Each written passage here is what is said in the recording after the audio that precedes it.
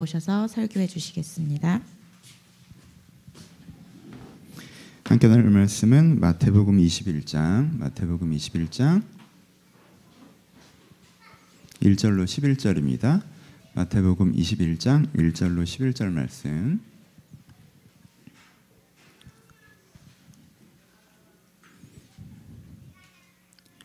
찾으셨으면 한 절씩 교독하시겠습니다. 21장 1절입니다.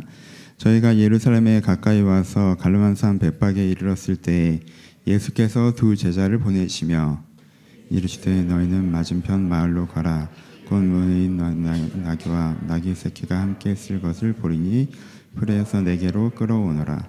만일 누가 무슨 말을 하거든 주가 쓰시겠다 하라. 그리하면 즉시 보내리라 하시니 선지자로 하신 말씀을 이루려 하심이라. 이랬을 때 시온의 딸에게 이르시기를 내 왕이 내게 이 말이니 그는 겸손하여 나귀 곧 멍에 매는 짐승의 새끼를 탔도다 하라 하였느니라.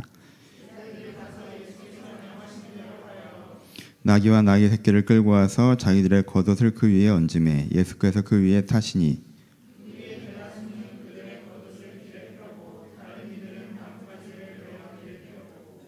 앞에서 가고 뒤에서 따르는 우리가 소리질러 가로되 호산나 다윗의 자손이여 찬송하리로다. 주의 이름으로 오시는 이여 가장 높은 곳에서 호산나 하더라.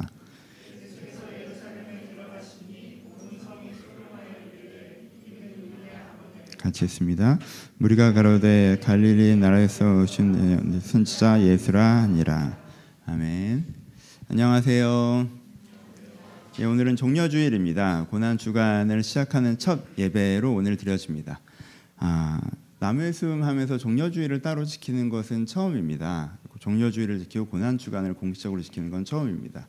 개인적으로는 고난주간 이 시기에 가장 중요한 것이 사실 부활의 메시지이고 사랑의 메시지인데 고난을 강조하는 게 그렇게 좋지 않다는 생각이 있습니다. 왜냐하면 부활절에서 제일 중요한 건 사랑이고 부활이거든요. 그렇죠? 근데 고난을 6일을 묵상하다 보면 고난이 더 크게 다가오는 부분이 있어서 그렇습니다.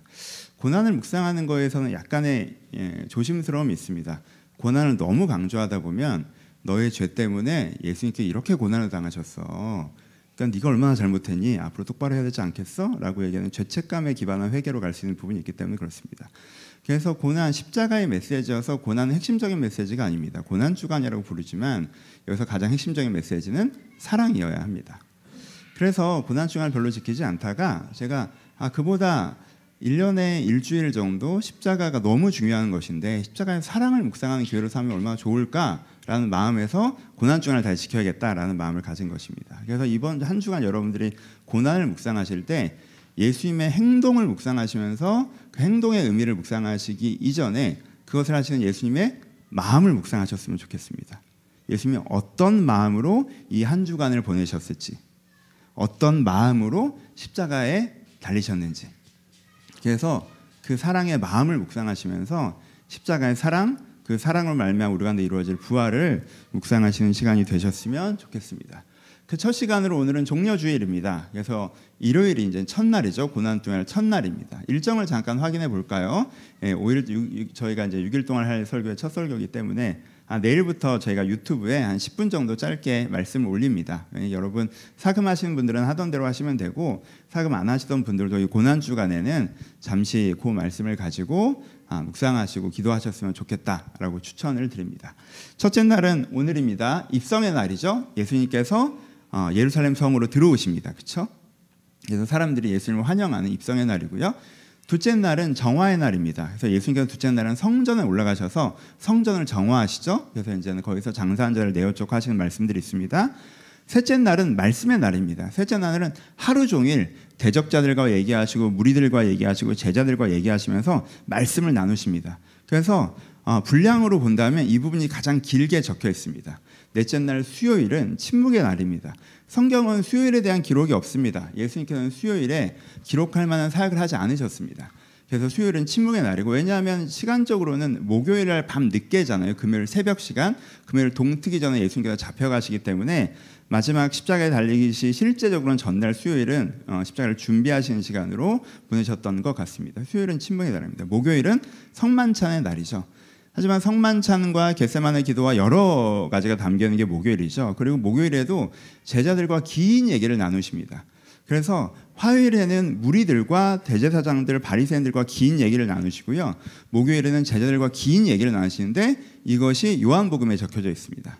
그래서 여러분들이 잘 아시는 포도나무, 너희가 내 안에 내가 너희 안에, 이 말씀이 다 목요일날 하신 말씀들입니다. 그리고 금요일에 오전에 재판을 받으시고 십자가에 달리십니다. 그렇죠? 그러니까 고난주간은 어떻게 구성되어 있냐 하면 성전을 핵심으로 해서 그 다음에 설명하는 화요일이 있고요. 그리고 십자가를 핵심으로 해서 그 전에 설명하는 목요일이 있습니다.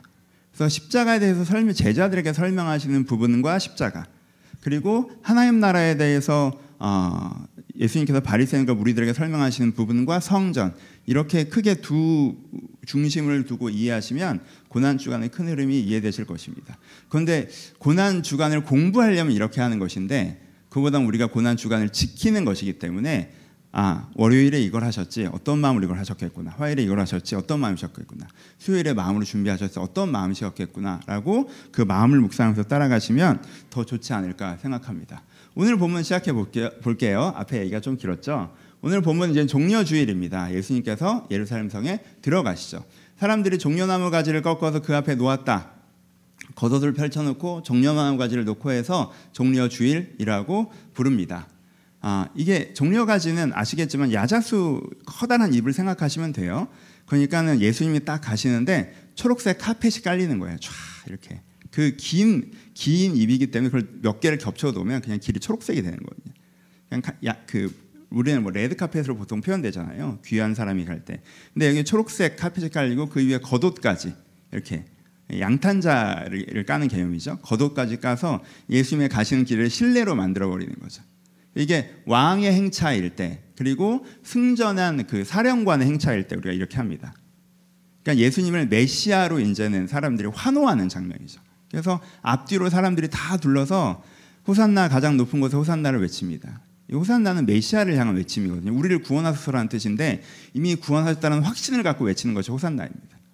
그러니까 예수님이라는 메시아가 예루살렘에 오셨어, 너무 기쁘다라고 기뻐하며 환호하며 이제 사람들이 들어갑니다. 그때 그 모습을 보고 바리새인들이 절망합니다.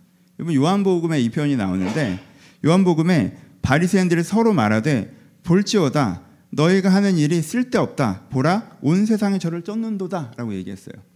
너희가는 이제 우리가라고 표현해도 되겠죠.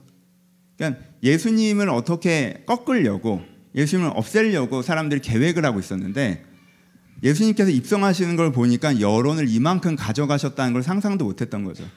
야, 우리 계획에 아무 쓸데없어. 여론이 뒷받침되지 않으면 우리가 예수님을 어떻게 할 수가 없는데 이미 온 세상이 예수를 쫓아나 라고 대적자들은 그 모습을 보고 절망합니다. 이게 이제 종려주일의 장면이죠. 먼저 이 장면을 묵상해 보고 싶습니다. 이 장면은 너무 아름다운 장면이죠, 여러분. 예수님께서 왕으로 들어오시고 그때 백성들은 예수님을 왕으로 인정하고 환호하고, 이게 완전 적극적인 인정이죠. 환호, 너무 좋다는 거잖아요. 예수님 왕 되심이. 환호하고. 그러니까 대적자들은 내가 뭘 어떻게 해볼 수도 없겠네 하고 해보기도 전에 포기하고, 그렇죠? 그러면 이것이 우리 마음에 벌어져야 되는 것이 종려주일의 의미이겠죠, 그렇죠? 예수님께서 여러분들의 마음에, 여러분들의 삶에 왕으로 들어가려고 하시죠. 손님이나 친구이기 이전에 왕으로 들어가려고 하시죠. 여러분 삶의 주관자로 들어가려고 하십니다. 그때 우리가 그 예수님에 대해서 어떻게 반응하는가의 문제겠죠. 내가 그 예수님에 대해서 무관심하거나 의심하거나 배척하거나 협의하거나 이런 식의 태도를 가질 때, 예수님께서 왕으로 들어오시는 게 아니라 나도 왕이야, 왕 대 왕으로 우리 외교를 해야죠. 협의를 합시다. 배척을 하거나 난 내 마음대로 하니까 끼어들지 마세요. 무관심하거나 그냥 난 내 인생 사는 거 관심 없고, 우리가 이런 식으로 의심하거나 진짜 왕이 맞아? 하는 게 아니라 내가 그 예수님을 내가 왕으로 받아들일 때 예수님의 인도하심과 보호하심을 우리가 누릴 수 있다는 거죠. 그렇죠? 그래서 이 장면은 우리가 예수님을 어떻게 받아들이는가에 대한 장면이에요. 그럼 우리가 그 예수님을 그렇게 받아들일 때 우리 안에 인도하시는 보호하심이 구현되고, 또 이 장면이 되게 좋죠. 우리의 대적자들, 사탄이라고 표현한다면 내가 제 인생을 좀 흔들어 놓고 싶었는데, 내가 제 삶을 좀 망치고 싶었는데 뭐 어떻게 해볼 수도 없겠네 라고 절망한다는 거죠. 얼마나 아름다운 장면입니까? 이 장면이 우리 마음에서도 이루어져야 합니다. 종려주일은 우리가 이 고백을 주님 앞에 왕의 고백을 드리면서 하나님과 기쁨의 고백을 드리고 하나님을 초대하면서 우리 마음에도 이런 일이 이루어지기를 고백하고 경험하는 것이 종려주일의 기본적인 의미입니다. 두 번째, 선언적으로, 그러니까 이게 선언적으로는 아름다운 장면이지만요, 스토리적으로는 아름다운 장면은 아니죠, 그렇죠? 왜요? 지금 호산나 다윗의 자손 예수여라고 일요일에 외치던 사람들이 금요일에 예수를 십자가에 못 박으소서라고 외치잖아요, 그렇죠? 그러니까 지금 다른 청중이 아닙니다. 왜냐하면 지금 바리새인들이 볼 때 예루살렘 여론이 다 예수한테 넘어갔어라고 얘기할 정도니까 예루살렘의 압도적인 지지를 받고 예수님이 오셨단 말이에요, 그렇죠? 그러니까 그때 호산나를 외쳤던 사람들의 상당수가 금요일에 예수를 십자가에 못 박으라고 외친 거예요. 상당수는 거기에 오지도 않았죠. 거기서 예수님을 죽이면 안 돼요 라고 외치지 않았습니다. 이 며칠 사이에 상당수의 일부분은 무관심해지고 일부분은 적개심을 갖게 됐죠, 그렇죠? 그렇게 변화됐다는 걸 생각하면 이 장면은 그렇게 아름답지 않습니다. 왜냐하면 며칠 뒤에 날 죽여버리라고 할 사람들이 지금 나한테 찬양을 하고 있는 거니까 아름다운 장면이 아니죠, 스토리를 보면. 이 장면에서 그래도 우리가 이 대중, 청중들, 회중들을, 무리들을 좀 묵상해야 합니다. 이 사람들은 왜 그랬을까요? 그러니까 고난주간을 묵상해가면서 무리를 이해해야 되는데 이 사람들은 왜 그랬습니까? 이 사람들은 예수님을 메시아로 믿었습니다. 호산나 다윗의 자손 예수여잖아요, 그렇죠? 그럼 이 사람들에게 메시아는 어떤 사람이에요? 메시아는 구원자죠. 구원자는 어떤 사람이에요? 빠져있는 사람을 건져내는 사람이죠. 문제를 해결하는 사람이란 말이에요. 그럼 이 사람들에게 자기들의 문제가 뭐였어요? 로마의 압제죠, 그렇죠? 로마의 압제가 자기들의 문제였습니다. 이 사람들이 호산나 다윗의 자손 예수여라고 얘기할 때 이들이 기대했던 바는 무엇입니까? 예수님께서 로마를 물리치시는 거죠.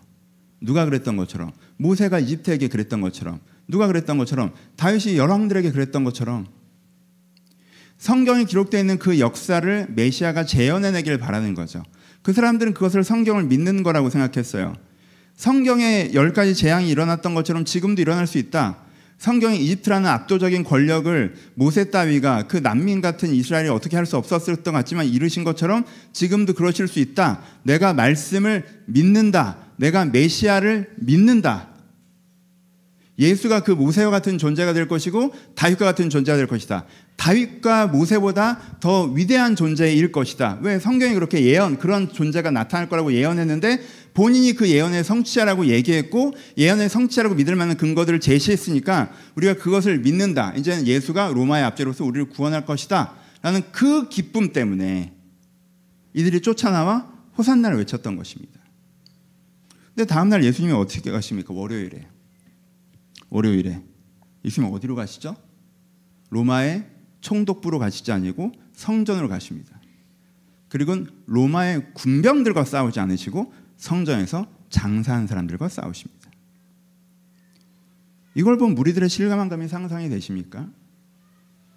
그렇죠? 성전에서 성전에서 장사하는 게 잘못일 수 있죠.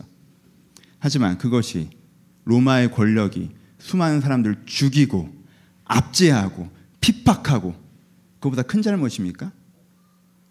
지금 예루살렘에서 해결돼야 될 가장 시급한 문제가 성전에서 장사하는 사람들을 내보내는 것입니까?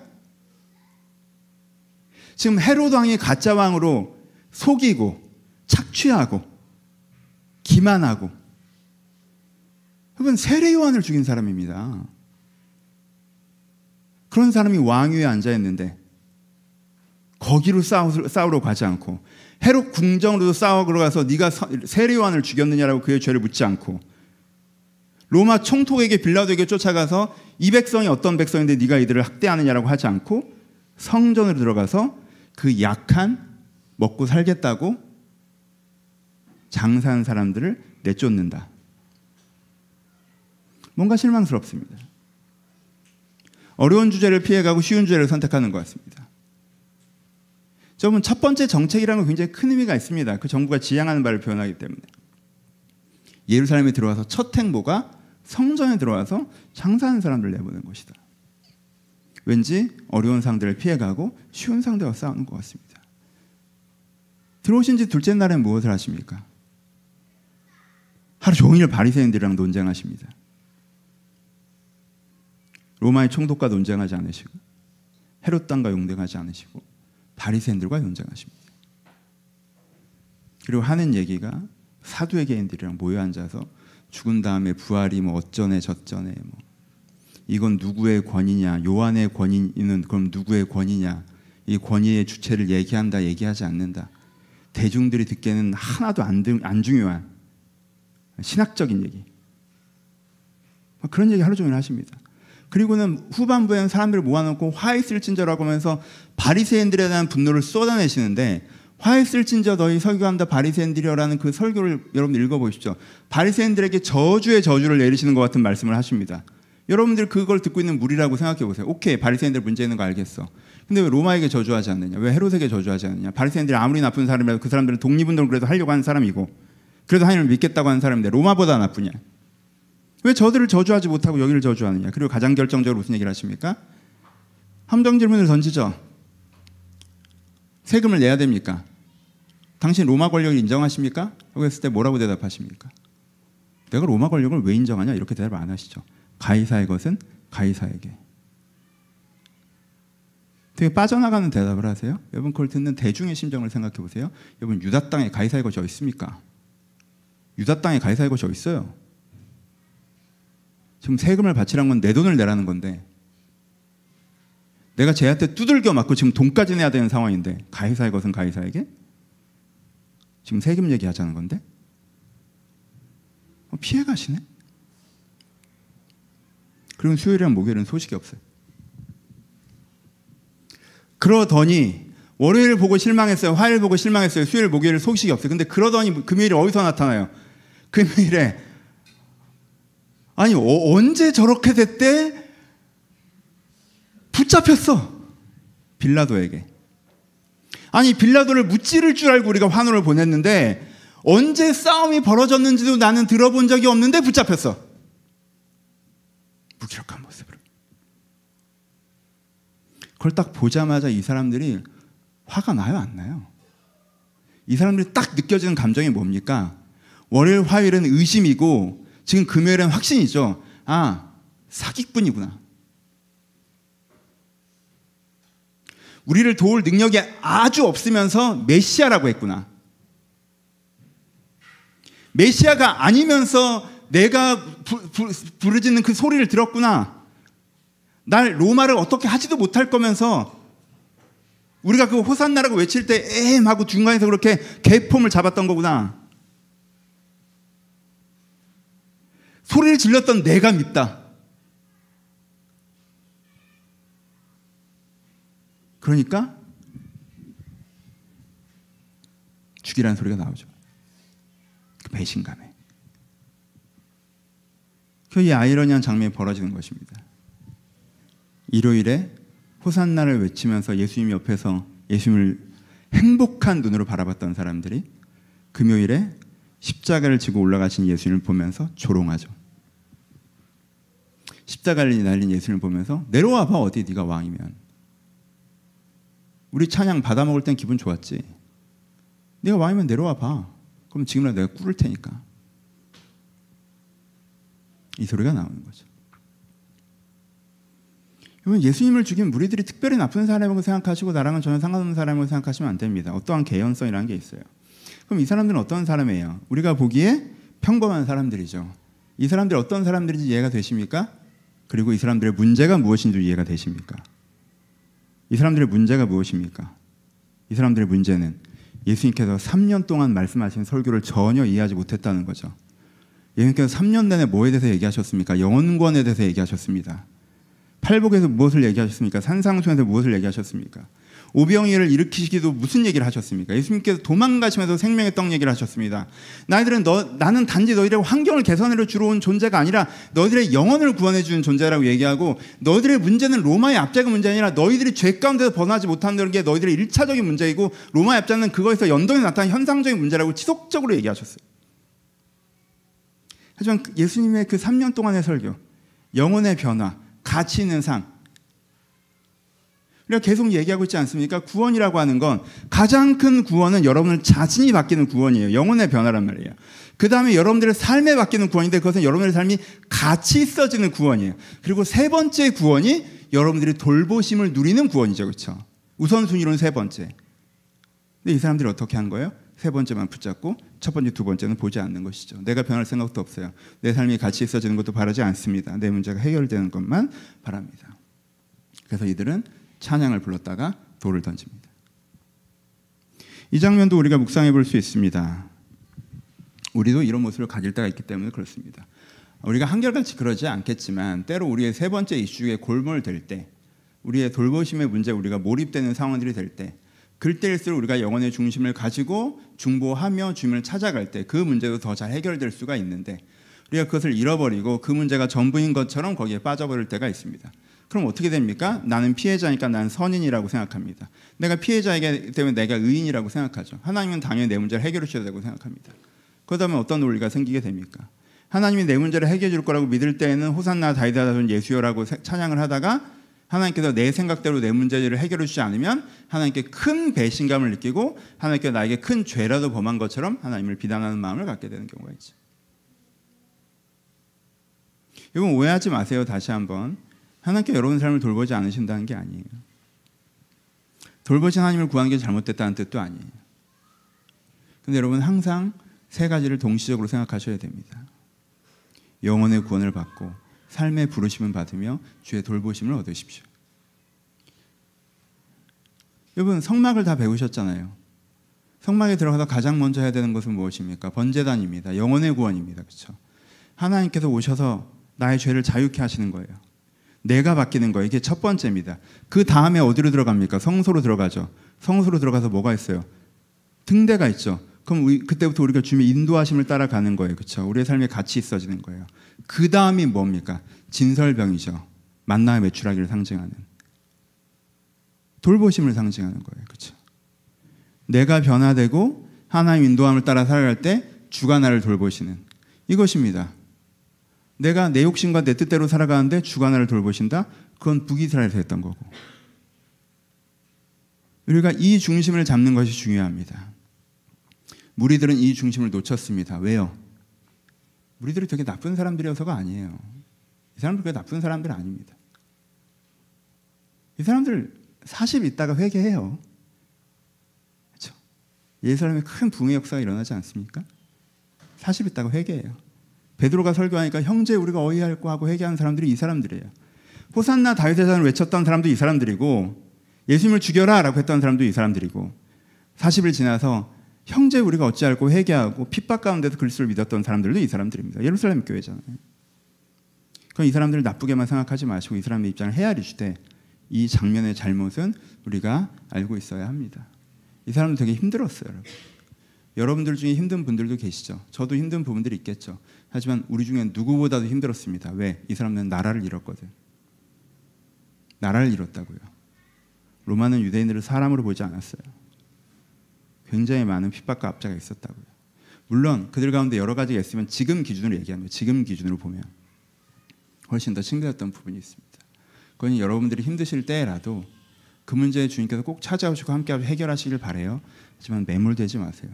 머리를 드시고 고개는 물 밖으로 항상 내놓으세요. 물 밖에서 숨 쉬십시오. 그리고 떠내려가지 마시고 내가 어디로 가야 될지 생각하시며 주님의 인도하심과 구원하심을 맛보아하십시오. 주님께 여러분들의 영혼을 구하시고 삶을 구하실 것입니다. 그 은혜를 받아 누리는 것이 이 무리들을 바르면서 우리가 가져야 되는 반면교사입니다.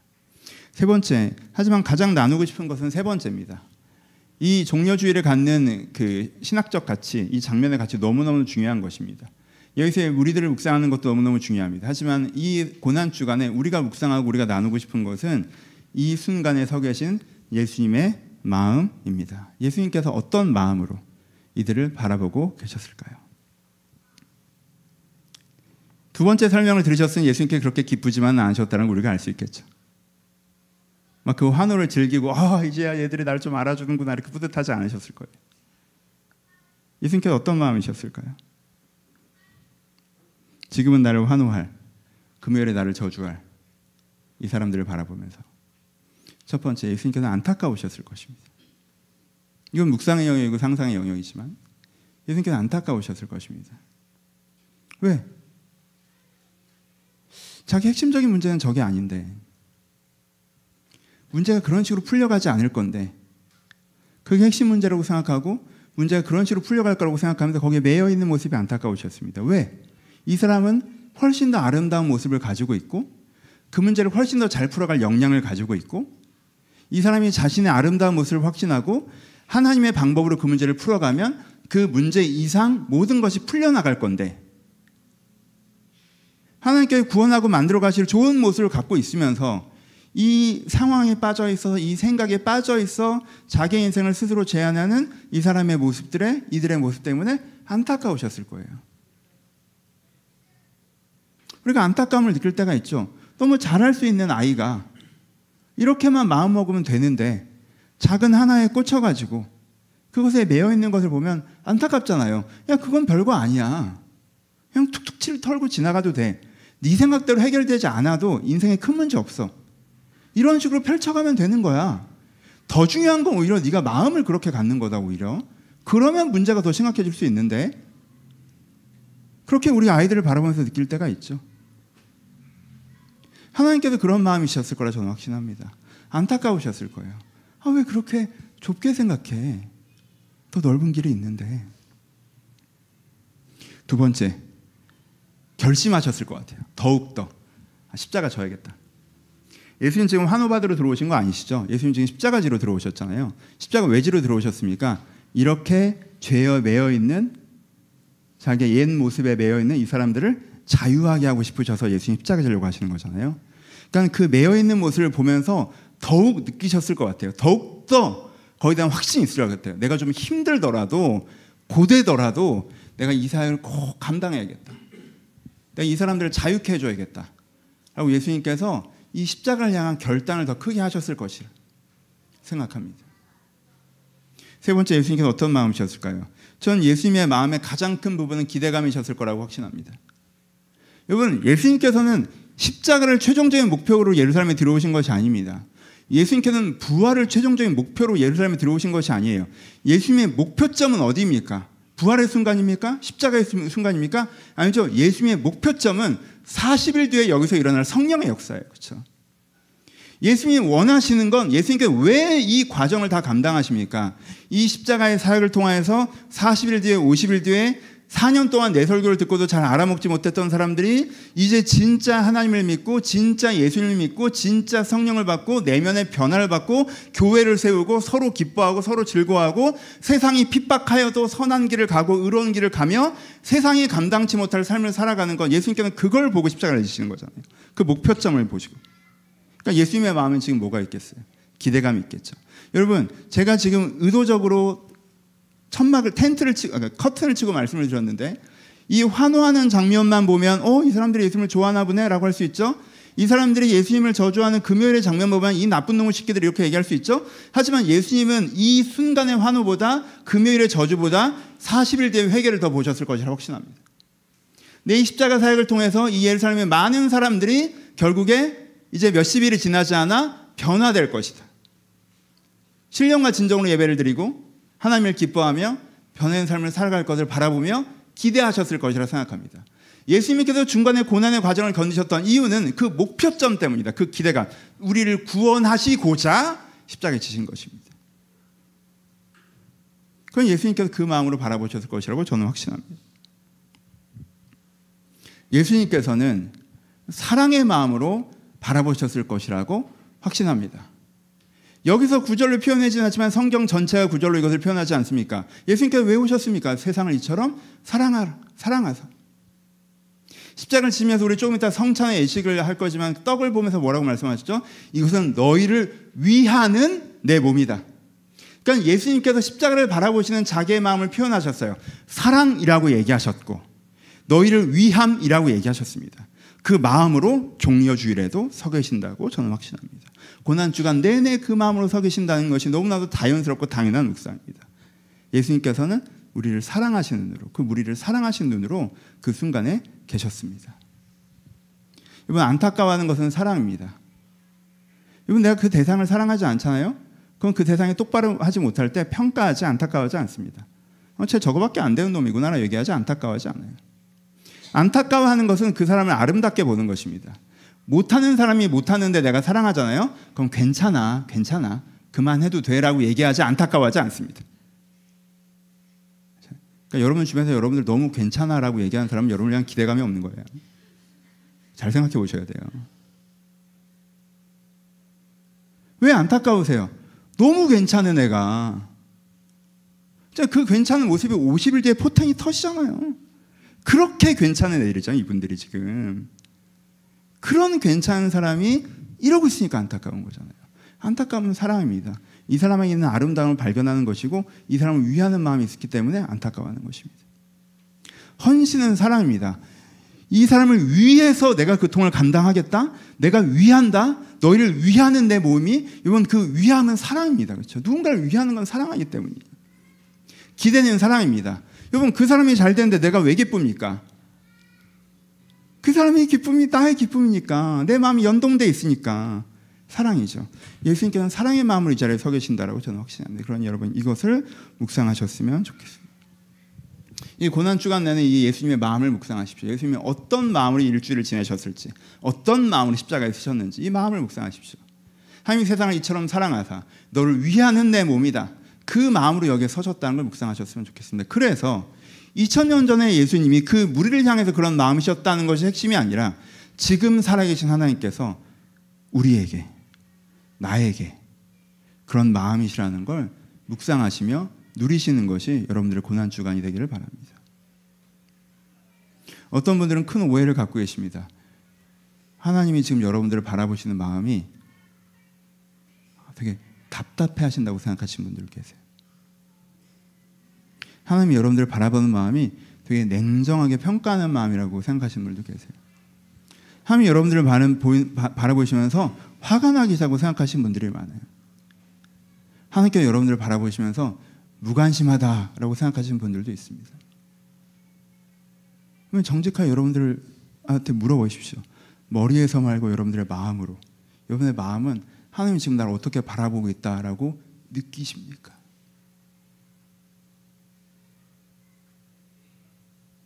많은 분들이 하나님이 너를 어떻게 바라보고 가니? 답답하시겠죠? 그건 여러분들이 여러분들을 바라보는 마음이에요. 하나님 여러분들을 바라보는 마음이 아니에요. 그냥 내가 볼 때 내가 답답한 거야. 왜 이러고 사나 싶어서. 그건 내가 나를 바라보는 마음이지 하나님이 여러분들을 바라보는 마음이 아니에요. 화가 나 계시겠죠? 그건 하나님이 여러분들을 바라보는 마음이 아니에요. 그건 여러분들의 자신일 수도 있고, 여러분들의 부모님일 수도 있고, 남편이나 아내일 수도 있고, 여러분의 자녀들일 수도 있고, 여러분 주변 사람들이 있고, 여러분의 가까운 누군가가 자기의 기준에 여러분들이 맞지 않기 때문에 화가 나 있을 수 있죠. 혹은 여러분 자신일 수도 있고.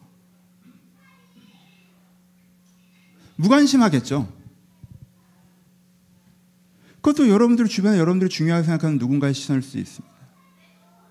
여러분 정직하게 돌아보십시오. 굉장히 많은 사람들이 내가 가까운 누군가 나를 바라보는 시선과 하나님의 시선을 동일시하는 경향이 있습니다. 그게 나 자신이건 나의 가족이건 나의 친구이건 내가 중요하게 생각한 내 사회이건. 그래서 사회가 나를 한심하게 바라보면 하나님께서 나를 한심하게 바라볼 거라고 생각하고, 내가 나에게 화가 나 있으면서 하나님이 나한테 화가 나 있을 거라고 생각하고, 내 가족이 나에게 무관심하게 서운하면서 하나님께서 나에게 무관심할 거라고 생각한다는 말이에요. 여러분 그것을 뛰어넘으십시오. 그건 오해예요. 여러분 이 종려주일에, 이 고난주간에, 여러분 이 한 주간 전 이 하나가 묵상되기를 바랍니다. 하나님 사랑의 눈으로 지금 여러분들을 바라보고 계십니다. 그게 예수님께서 십자가에 지신 이유예요. 그 마음, 그 시선 때문에 예수님께서 십자가에 지신 거예요. 그러니까 그 마음을 여러분들이 느끼셨으면 좋겠어요. 이 일주일 동안 묵상 동안 그 마음이 여러분들 경험되어졌으면 좋겠습니다. 그래 1년 내내 각 주에 설교를 하지만 1년에 한 번은 특별히 좀 한 주제로 묵상을 하는 거 너무너무 좋겠다. 한 주제면 뭐 해야 됩니까? 기독교는 사랑이어야 되죠. 그 이 고난주간 한 주간은 하나님의 사랑을 묵상하면서 여러분 하나님의 사랑을 다시 한번 느꼈으면 좋겠다가 우리가 고난주간을 지키는 이유입니다. 고난을 묵상하고 싶지 않아요. 고난을 왜 묵상합니까? 그렇게 고난 자체는 그렇게 중요한 게 아니에요. 우리가 고난을 묵상하는 이유는 고난의 크기가 사랑의 크기를 보여주기 때문에 고난을 묵상하는 거지. 그래서 고난을 묵상해요. 하지만 그 사랑을 묵상하는, 고난 속에 담긴 사랑을 묵상하는 거예요. 고난을 묵상하고 죄책감으로 가신다면 여러분들 잘못 가고 계신 거예요. 사랑을 묵상하셔요. 여러분 이 시선을 느끼십시오. 하나님의 사랑을, 하나님께서 여러분들을 안타까워하십니다. 하나님 여러분들에게 헌신하십니다. 그리고 여러분들을 기대하십니다. 하지만 일요일에 군중들이 원했던 방식으로 여러분들 이제 해결해 주실 수 않을 수 있어요. 하지만 그것 때문에 여러분들 하나님께 배신감을 느끼고 있을지도 모르는데 그것이 하나님 여러분들을 사랑하지 않는다는 뜻이 아니에요. 사랑만 하고 아무것도 안 한다는 뜻도 아니에요. 더 넓게, 더 깊게 여러분 인생을 해결해 가신다는 뜻이에요. 우리가 십자가 앞에서 다시 한번 그것을 믿고 고백할 때 여러분들 그 은혜가 경험되어질 것이라고 생각합니다. 이 말씀을 마치겠습니다. 여러분 하나님의 사랑의 시선을 깊게 느끼십시오. 순서는 이래요. 하나님의 사랑의 시선을 깊게 느끼세요. 그러면 여러분들의 상황의 문제에서 매몰됐던 것에서 조금 더 빠져나오실 수가 있을 거예요. 그렇게 빠져나온 다음에 내가 하나님을 온전히 왕으로 고백하면 하나님께 왕으로 여러분 삶에 찾아오셔서 여러분들을 돌보시고 여러분들을 이끄실 것입니다. 그러면 여러분들의 대적자들이 여러분 인생을 망치고자 했던 존재들이 뭐야 뭘 어떻게 해볼 수도 없겠네 라고 포기해버릴 거예요. 그런 역사가 일어날 것입니다. 그것이 우리 가운데 일어나야 되는 종려주일입니다. 이 은혜의 역사를 경험해 나가시기를 이번 한 주간 이 은혜가 여러분 내면에 경험되어지기를 주님의 이름으로 축복합니다. 우리 같이 기도하시겠습니다.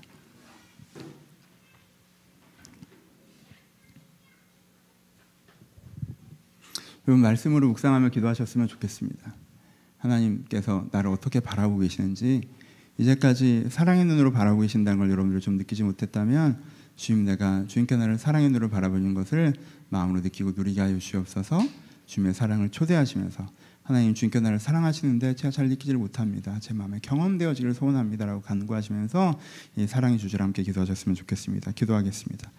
하나님 아버지 각 사람 가운데 주께서 찾아오셔서 하나님의 사랑을 저희가 느끼고 누리게 하여 주옵소서.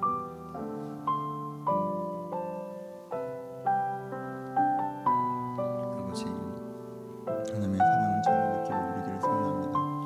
아버지 십자가의 그 사랑을 저희가 느끼고 누리게 하여 주옵소서. 저희 십자가의 그 사랑을 저희가 느끼고 누리게 하여 주옵소서. 아버지 십자가의 그 사랑을 저희가 느끼고 누리게 하여 주옵소서. 아버지 내가 나 자신을 바라보는 시선으로 다른 사람이 나 자신을 바라보는 시선으로 아버지 하나님도 나를 바라보실 것이라고 오해하는 것에서 저희가 벗어나게 하시고 아버지 하나님께서 사랑의 눈으로 나를 바라보고 계시는 걸 저희가 믿고 이것들을 경험하며 누리게 하여 주시옵소서. 아버지 주님 저희를 도와주시옵소서. 아버지 저희를 도와주시옵소서. 주님께서 저를 도우시길 소원합니다. 아버지 저를 도와주시옵소서. 아버지 주님께서 저를 도와주시옵소서. 주님께서 저를 도와주시옵소서. 아버지 주님께서 저를 도와주옵소서. 아버지 주님께서 저를 도와주옵소서.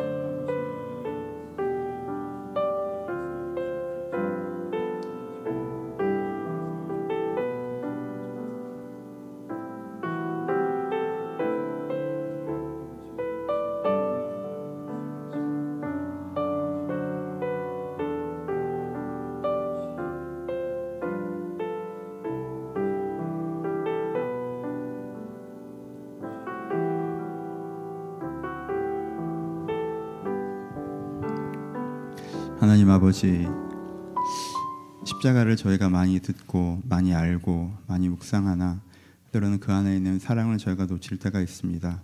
아주 올해 고난주간과 부활절에는 저희가 무엇보다 그 안에 담긴 사랑을 묵상하기를 소원합니다. 하나님께서 십자가를 지을 때 가셨던 그 사랑과 같은 사랑으로 지금 우리 한 사람 한 사람을 바라보고 계심을 저희가 믿고 한 사람 한 사람들의 그 사랑을 경험하고 누리게 하여 주시옵소서.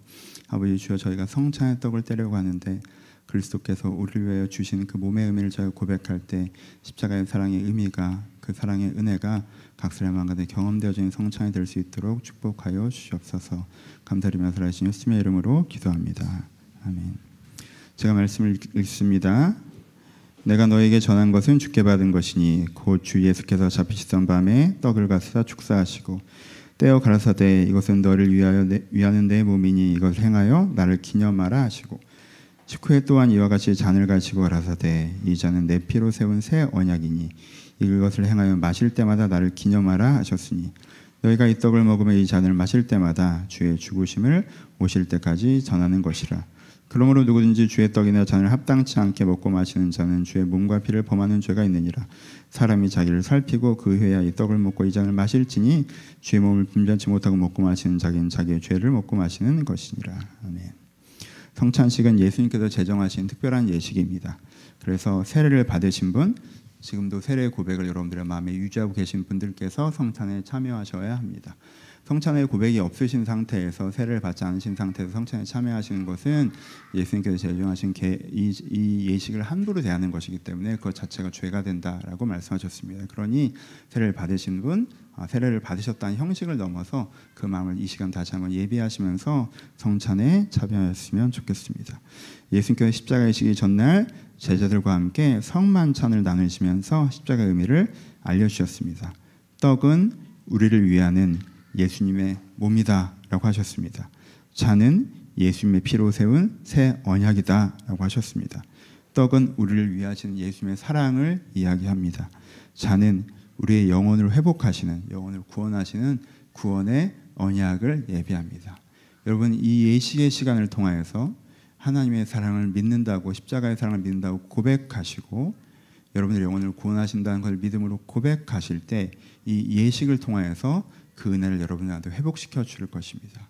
여러분들이 하나님께 온전한 고백을 드리며 십자가 은혜를 다시 한번 받아 누리는 예식이 되시기를 축복합니다.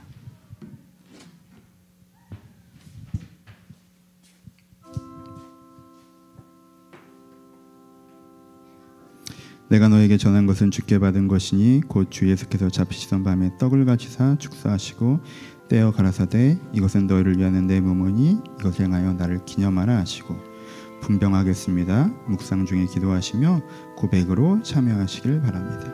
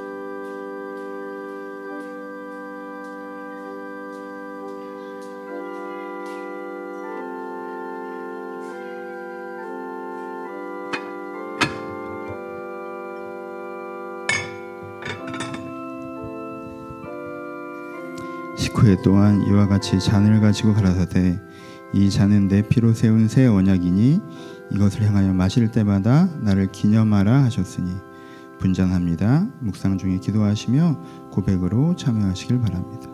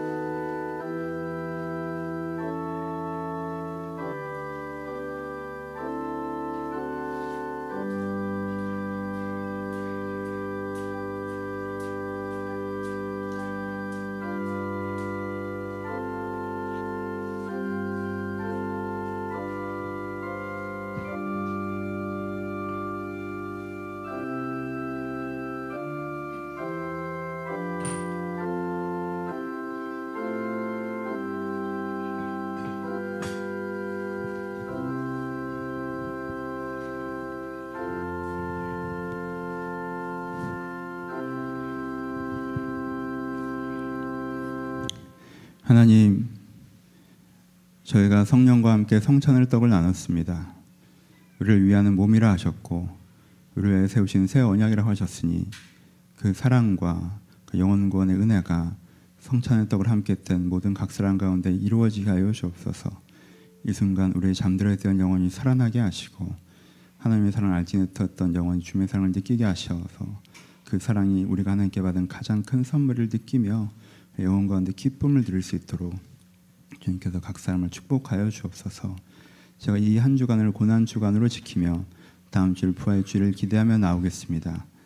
1년의 어느 때보다 주님의 사랑을 저의 마음에 가장 깊이 담고 묵상하겠사오니 주중에 주님을 찾고 주님을 기대하는 모든 심령 가운데 찾아오셔서 주의 사랑의 은혜를 베풀어 주시옵소서.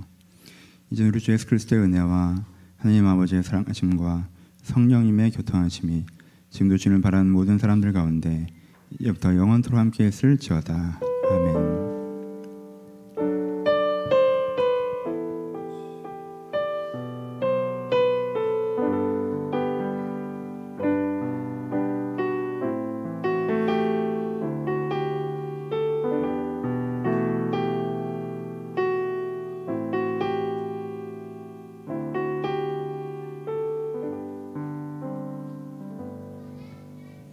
서로 주님께 감사의 박수 나누겠습니다. 감사합니다.